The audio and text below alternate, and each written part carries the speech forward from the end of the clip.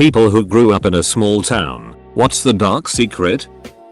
600 people. You belong to one of two intermarried families or are new in town. At 3 generations of living in the area, we were new in town. Someone I grew up with all through grade school turned out to be a pedophile. Had massive amounts of it and distributed it. He later had a kid with his girlfriend solely to use. Used to play with him on the playground. He seemed so normal. The guy who used to sell me coke at a local bar 20 some years ago is running for mayor. He's probably gonna win, too. Literally everyone is related because of how incestuous my family was from 50 years ago to today. I'm the only one who hasn't had a kid with a cousin.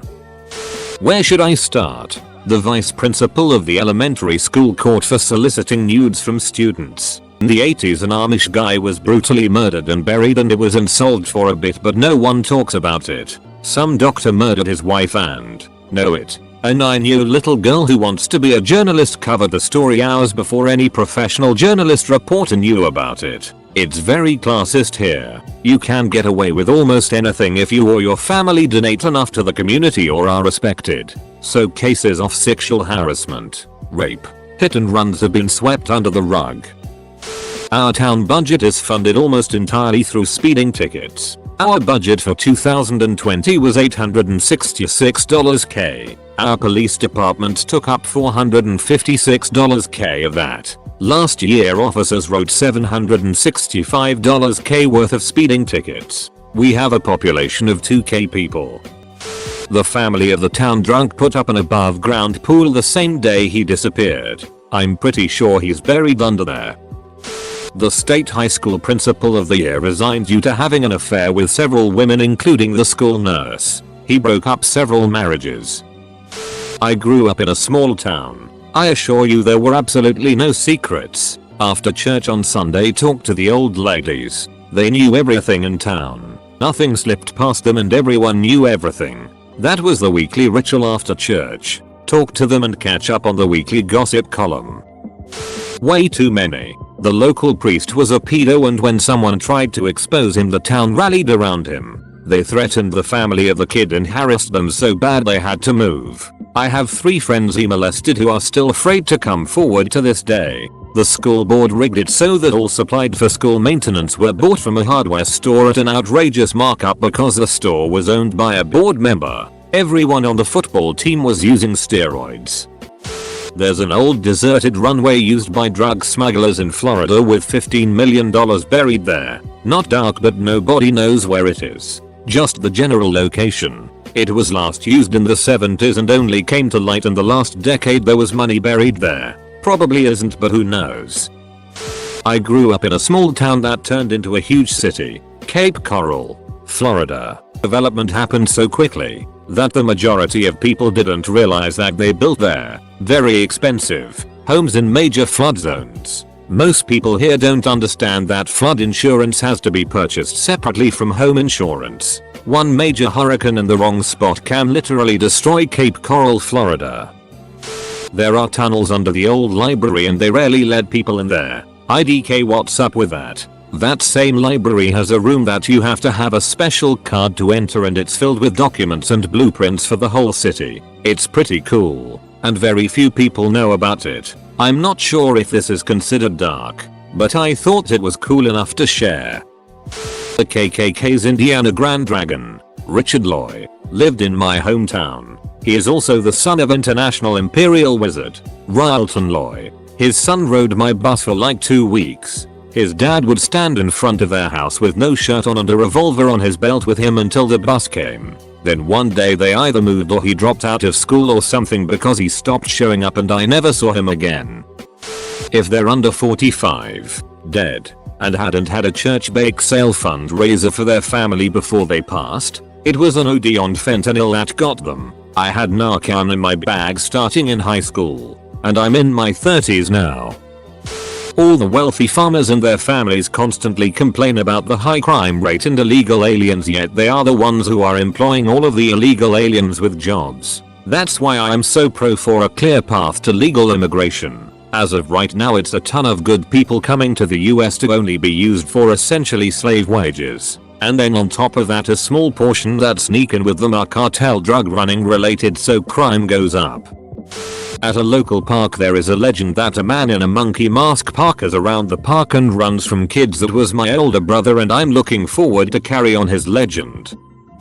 The pig farmer I grew up next to would feed dead bodies to his pigs to get rid of the evidence. He never killed anyone himself, but would dispose of the bodies of other people's kills. He wouldn't take any bodies that weren't justice kills, though. The cops didn't do jack it in that area, so people would take it upon themselves to make sure justice happened. It wasn't often that people died. Usually they got the it beaten out of them repeatedly. Last I heard he moved away and doesn't dispose of bodies anymore.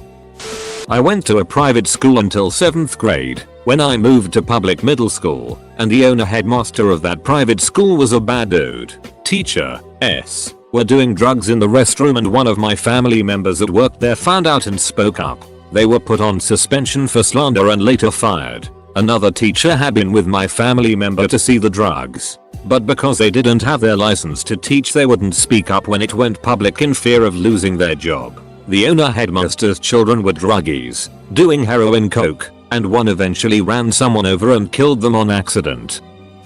Aussie here. Spent half my life in a very rural property, half city, going back and forth weekly, monthly. I found that there's normally not only a load more of family pedophile behavior rurally but also rurally. Catholic country tiny town. You were punished for ever speaking out as it was deemed in the community as being socially unacceptable. Backward, disgusting way of behaving if you ask me. My town wasn't that small, but my temple was, and everyone knew each other. When I was in high school, the cantor, who was easily in his mid-60s, was sleeping with the choir director and she got pregnant. He was married with 2 adult children already. I know the cantor and his wife eventually got divorced. Choir director had a baby, and he ended up retiring at some point. Nothing like becoming a dad in your 60s. The dark secret is that over the course of a year, a bunch of teens from great, middle to upper class families committed suicide for no reason. They were all around the same age, went to the same school, and hung out in the same circle of friends. It started with one, and others kept doing it. They all hung themselves, some in very gruesome and shocking ways and places. Police investigated it but never got to the bottom of why. These people were my friends too, so I knew the details, but had moved an hour away during the worst of it. I'm glad I moved away. Something was wrong with that whole community at the time. Dark but not a secret. Local kid accidentally killed his good friend while screwing around with a firearm and held the police at bay for 10 hours before committing suicide.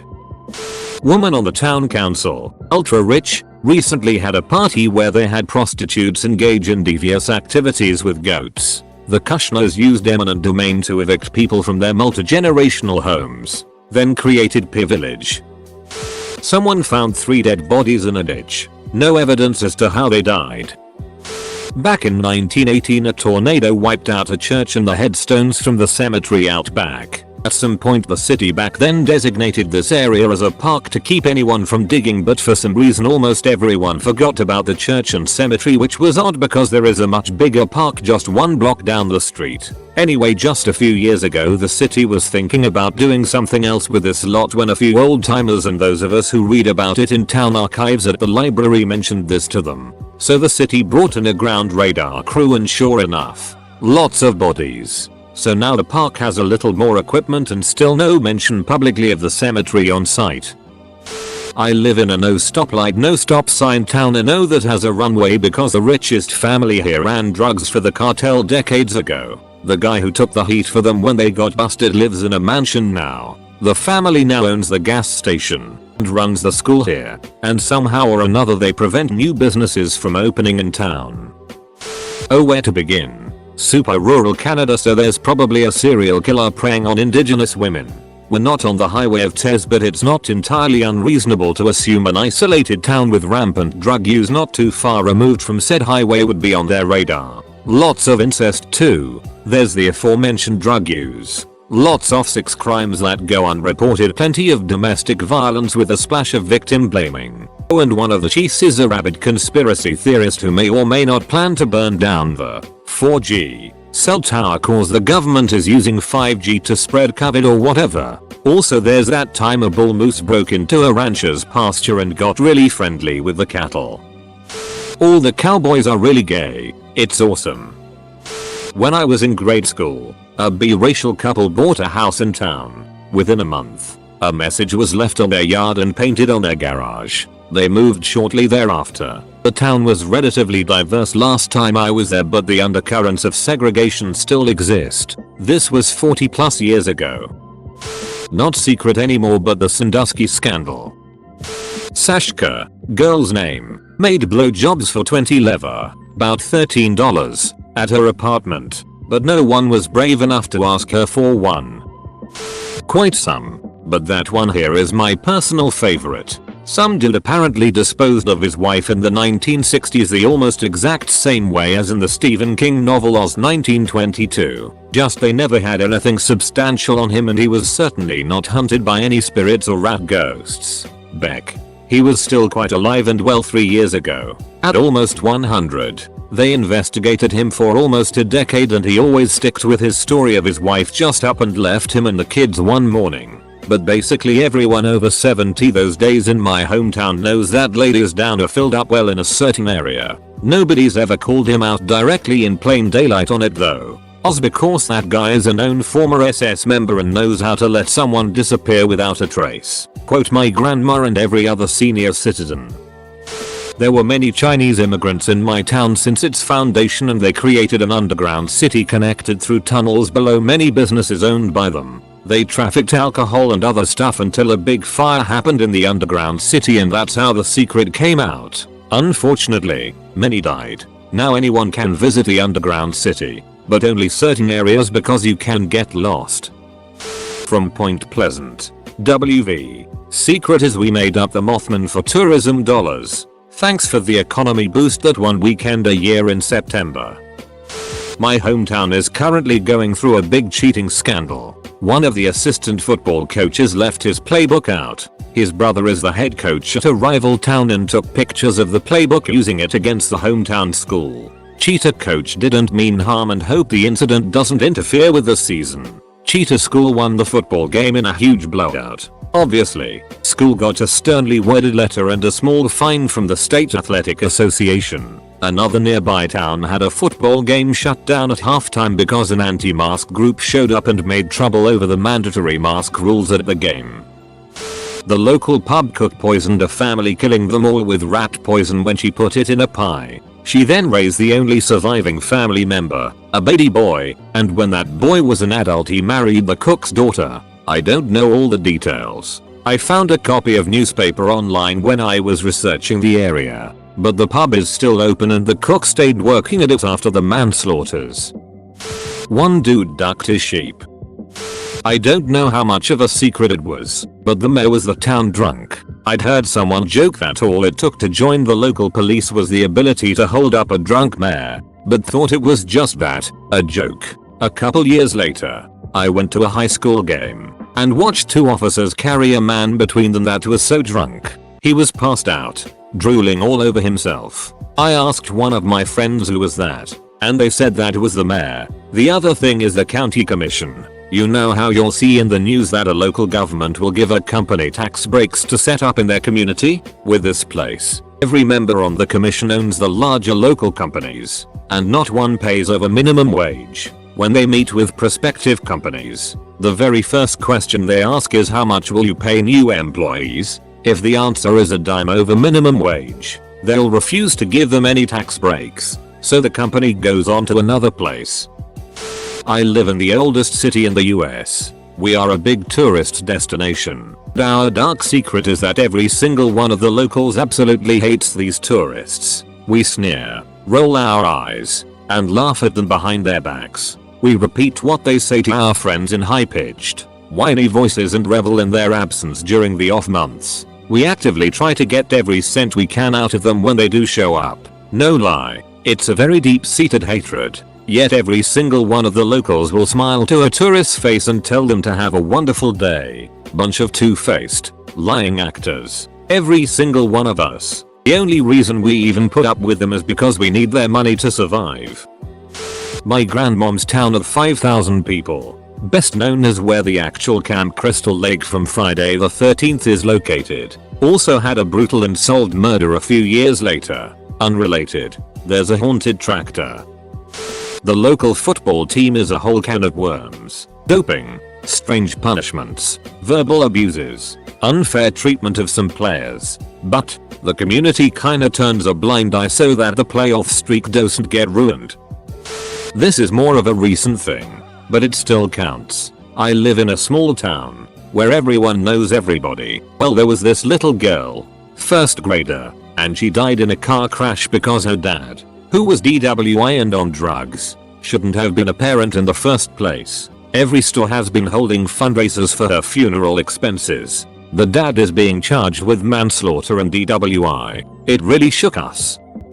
I don't know what constitutes as a small town for some people, but in Saskatchewan, I grew up in a town of around 1,000 people and that's a normal small town. The secret is that there isn't really anything that crazy or secretive. Biggest secret was that the guy nicknamed Bicycle Bob didn't even ride a bicycle. Town economy is pillared by a contracting firm. Turns out it's easy to get away with drunkenly killing someone when your family owns said firm. Just scot-free. Everything gets swept under the rug for the redacted family. You do some digging and you find out the guy who killed your friend isn't the only one the cops look the other way for. I lure that place. Every time I have the unfortunate fate of having unfinished business there, I discover it has someone turned more vile and hate-filled. Supposedly Native Americans were forced to leave the land where the town I grew up in is now. I've never really found records of it, but I don't doubt it. Population of 150. The houses were so cheap in 1990 because there was a father that murdered his 6-year-old daughter on the sidewalk in front of their house and then crashed his car into a telephone pole, killing himself. My family moved in across the street from the scene a year later. Also, my friend now lives in their old house. We used to be a sundown town. Basically, if you were black and here after nightfall, all bets were off as to your safety. We even had a sign warning as such. We're located right in between a nuclear research lab and an abandoned insane asylum. There are a million dark secrets. Take your pick. Not exactly a dark secret, but there's an abandoned car in a back alley teenagers take bats to and just wail on it. One of the gym teachers allegedly sleeps with seniors as soon as they are of age. A young woman went missing some years back. The police handled the whole situation terribly. Years later it was discovered one of the cops was cheating on his wife with her. The same cop leading the investigation. The same cop who had lost all evidence and DNA samples from the case. Most agree he did it, yet there's no proof. There's an unsolved murder in my Illinois hometown of two newlyweds in the 1980s. She worked for a guy who was in the dog food business, but everyone thinks he was in some shady it, like running guns, and she saw something she wasn't supposed to see. Two guys were arrested, convicted, and sentenced to death. Their sentences were commuted to life and then they were released after 20+ years due to an investigation by a group of law students in Chicago. People still think the dog food guy was involved, but I believe he's in Florida now. P.S. The story has been on 48 Hours multiple times. We have an alarming number of missing people and unsolved murders. Every few years someone will find a skeleton in the woods and they'll DNA or dental match it to someone gone missing from years ago, but rarely are those murders ever solved. A local politician was a porn star for years at the same time he worked at the council. No one knew he was a pornographic film actor because they'd reveal themselves watching porn. So when someone wrote a letter to local council about him and his second job, he got fired. I worked in retail at the time and this dude bought his groceries where I worked and he was a super nice guy. Always made some small talk and put the change in the charity box.